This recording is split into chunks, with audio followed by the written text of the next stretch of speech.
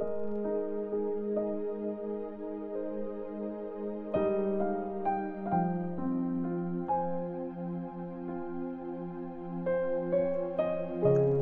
chapter 17. Kasalanan. Sinabi ni Jesus sa mga disciples niya, siguradong darating ang mga tukso para magkasala ang mga tao. Pero grabe ang mangyayari sa taong nagiging cause para magkasala ang kapwa niya. Mas mabuti pang talian na malaking bato ang leg ng taong yan saka itapon sa dagat kaysa maging dahilan siya para magkasala ang isa sa mga maliliit na to. So mag-ingat kayo. Kung magkasala sa iyo ang kapatid mo, pagsabihan mo. At kung magsisi siya, patawarin mo. Kung magkasala siya sa iyo ng 7 beses sa isang araw at 7 times din siyang lumapit sa iyo at nagsabing, I'm sorry, dapat patawarin mo siya. Pananalig sa Diyos. Sinabi ng mga apostles sa Panginoon, dagdagan niyo po ang pananalig namin sa iyo. Sumagot ang Panginoon, kung may pananalig kayong sinlaki ng mustard seed, pwede niyong utusan ang isang malaking puno. Mabunot ka at matanim sa dagat at susunod yan sa iyo. Ang duty ng alipin. Kung meron kayong alipin na kakatapos lang mag-araro o mag-alaga ng mga tupa sa bukid, niyayaya niyo ba siyang kumain agad? Siyempre hindi. Instead, ang sasabihin niyo, ihanda mo ang dinner ko, mag-ready ka at pagsilbihan mo ako para makakain na ako. Kumain ka pagkatapos ko. Hindi kailangan mag-thank you ng amo sa alipin niya kasi sinusunod lang ng alipin ang utos sa kanya. So, kayo din, pag nagawa niyo na lahat ng inuutos sa inyo, sabihin niyo, ordinaryong alipin lang kami. Ginagawa lang po namin ang aming trabaho. Pinagaling ang 10 may keto.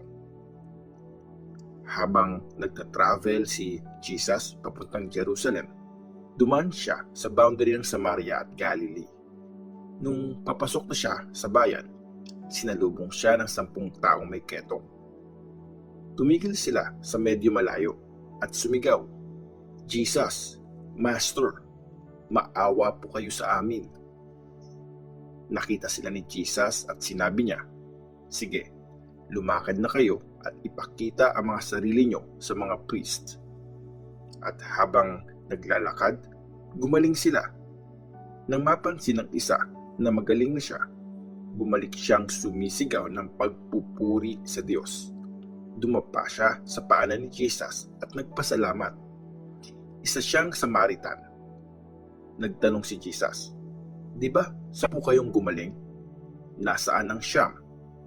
Bakit kung sino pa ang hindi Israelite, siya pa ang bumalik para magpasalamat sa Diyos? Sinabi ni Jesus sa kanya, sige, tumayo ka na at umuwi. Gumaling ka dahil sa pananalig mo sa Diyos. Ang pagdating ng kaharian ng Diyos. May ilang Pharisees na nagtanong kay Jesus kung kailan darating ang kaharian ng Diyos. Sumagot siya, walang makikitang sign ng pagdating ng kaharian ng Diyos at wala ring magsasabing, eto na o ayan na dahil nasa inyo ang kaharian ng Diyos. Sinabi ni Jesus sa mga disciples, dadating ang time na gusto ninyong makita ang isa sa mga araw ng Son of Man, pero di nyo ito makikita. May magsasabi sa inyong, nandun na, o eto na. Huwag kayong sumunod sa kanila. Dadating ang araw ng Son of Man na parang kidlat na nagliliwanag sa buong langit. Pero kailangan niya munang maghirap ng todo at i-reject ng generation na to. Katulad nung panahon ni Noah, ang pagdating ng Son of Man. Kumakain at umiinom ang mga tao at nagpapakasal naman ang mga lalaki at babae hanggang sa araw na sumakay si Noah sa barko. Dumating ang baha at namatay silang lahat. Ganon din ang nangyari nung panahon ni Lot. kumakain at umiinom ang mga tao, bumibili at nagtitinda, nagtatanim at nagtatayo ng bahay. Pero nung araw na umalis ng Sodom si Lot, umulan ng sulfur at apoy at namatay silang lahat. Ganun din ang mangyayari sa araw na i-reveal ang Son of Man.